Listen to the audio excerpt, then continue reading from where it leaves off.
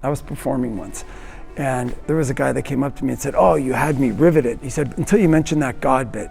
And then I tuned right out. All I did was tell a story. I didn't preach, I didn't talk about God, I just told a story. And I told this beautiful story about how Michelangelo was explaining to a friend how the purpose of all his work was that people would walk in and see the beauty, and through beauty, have an encounter with God. I said Michelangelo wanted his friend to recognize that the purpose of his work wasn't so that people can walk in and sort of be impressed, but go beyond that.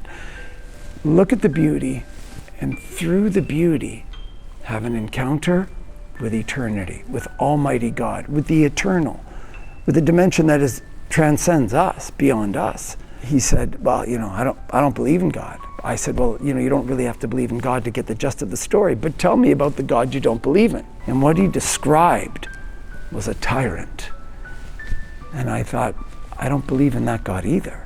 So we have that in common. My notion, my vision of who God is, and that he's all merciful, all knowing, all loving, constantly pursuing us. Isn't that an incredible thought? To have that recognition that there's this immense God that we can't get our minds around.